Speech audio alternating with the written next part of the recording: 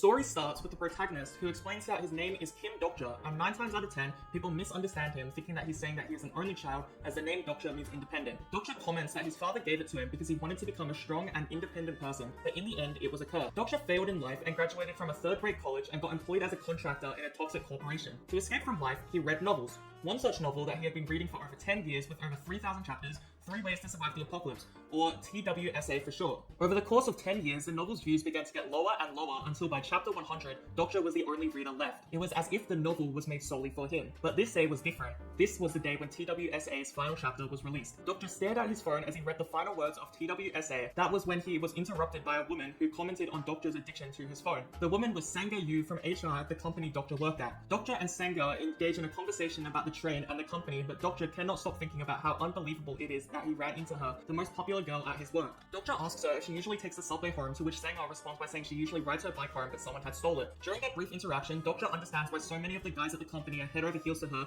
but it doesn't concern him as they both have different lives. As Dokja once again looks at his phone, Sanga randomly says a phrase in Spanish which translates to, "Please lend me some money," and it is revealed that she is studying Spanish. She asks Dokja what he is reading and asks if it is a novel, to which he lies and says he is studying Korean. Sanga explains that she loves novels and lists off her favorite authors, then asks Dokja who his favorites are, to which he replies that she wouldn't know. Dokja once again looks at his phone and mentions that it is a special day for him because it's the day TWSA's final chapter came out. A novel he started when he was in 8th grade, a novel that stuck with him through all his hard times, such as when he was bullied or when he had to serve the military. A story that had practically become his life. He had tried to recommend it throughout its release, but others would only criticize him. When Dokja read the final chapter, he wanted to donate some money to the author as a thanks, but he couldn't, so instead wrote a short comment thanking the author and displaying his excitement for the epilogue. Dokja is once again interrupted by Sanga and starts talking once more about the company. It is revealed that it had been 1 year since both Dokja and Sanga started working for the company, and Sanga had been promoted to a full-time employee. Dokja congratulated her and thought about how if she were a character in a novel, then she would be the heroine. Dokja then wondered if his life were in a different genre, if he didn't live in a non-fiction world and instead fantasy, could he have been the protagonist? He immediately shuts down the thought. His life was non-fiction and he was no protagonist, only a reader. At that moment, Dokja received a message on his phone. A simple thank you from an account named TLS123, the author of 3 Ways to Survive the Apocalypse. The author tells Dokja that because of his persistence throughout the novel's organization, they were able to finish their story and win a prize in a contest. Dokja, confused, asks what kind of context, to which the author replies that he wouldn't have heard of it. He then adds that now that the novel was done, it would become paid content soon, and he wanted to give Dokja a special gift as a token of gratitude. Dokja gives the author his email and immediately receives a new message. Mr. Dokja Kim, starting at 7 PM today, TWSA will become paid content. This will help you. I wish you all the best. Dokja noted that it was now 6:55. 7 PM was only 5 minutes away. He got back on his phone to view TWSA once more, only to find that it was already gone. Did they remove series without prior notice when they become paid content, he thought? Suddenly the train comes to a stop and lights turn off. People scream. Some wonder if it is a terrorist attack. Dokja asked Sanga if she was okay and checked the time. It was 7 PM. The train intercom activated. Ladies and gentlemen, your attention please. Please evacuate. Sanga asked Dokja what was going on, but he didn't reply. There was something far too familiar to him. Suddenly a voice sounded over the intercom. The free scenario of the 8,612th planetary system has come to an end. The main scenario will now begin. It was at that moment that the genre of Dokja's life changed.